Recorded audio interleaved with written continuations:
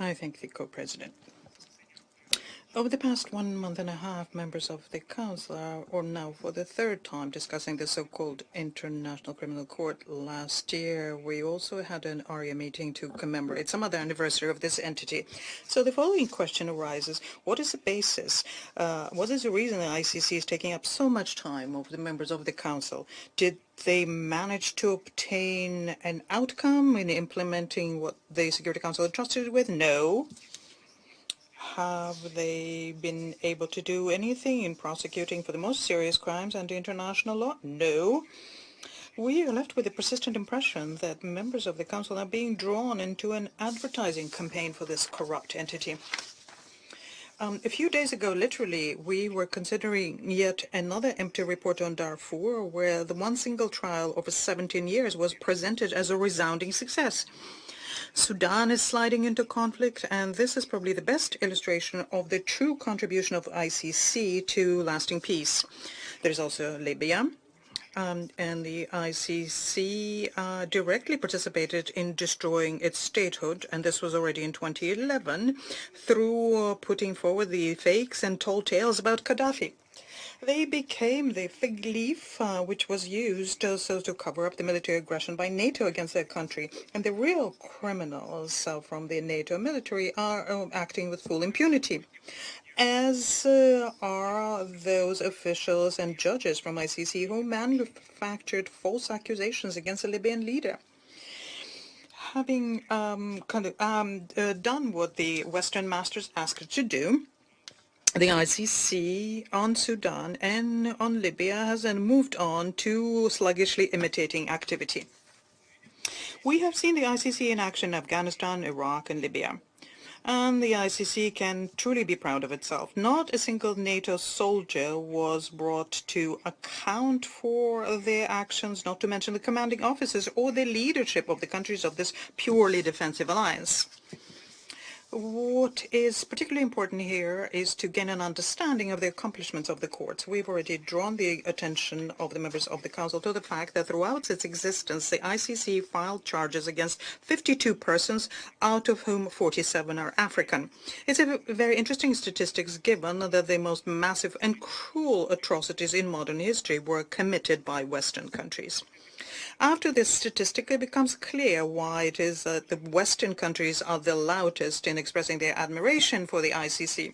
But this admiration does not stop these countries from introducing sanctions against judges or prosecutor of the ICC, or passing laws allowing the use of force to obtain the release of its own military personnel. Using the stick and carrot policy, the West got what they wanted. The ICC has become the instrument of their policy. Let me give you a recent example.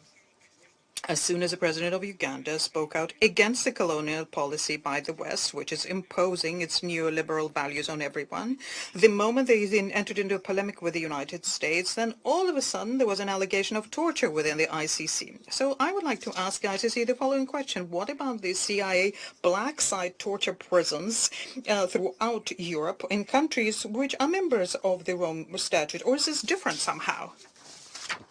And the last thing, those who were advertising the ignominious activity of ICC in Ukraine, I would like to put the following question to them. If the Kiev regime is such a supporter of the ICC, why is it that Ukraine has not acceded to the Rome Statute to date?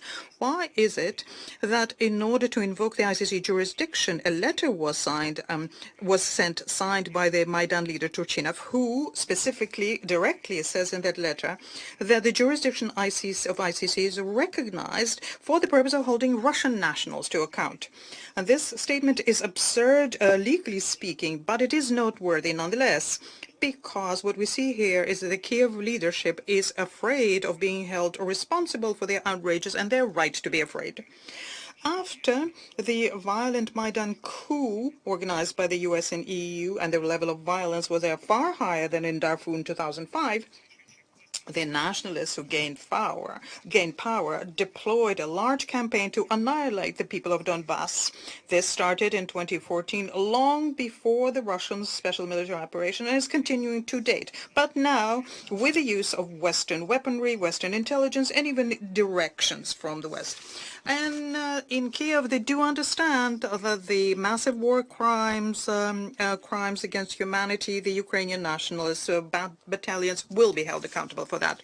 The Kiev regime today is acting with impunity because, as a pet poodle, they're doing all the tricks that the United States is asking them to do. They're destroying their own people, throwing them into senseless assaults to regain the territory where people chose Russia and don't want to go back under Kiev. The Kiev regime is afraid, and right to be afraid, because history teaches us that when one's own bad guys are no longer needed, the hegemon disposes of them through using Western-style justice. Noriega, Hussein, and Gaddafi will bear me out on this.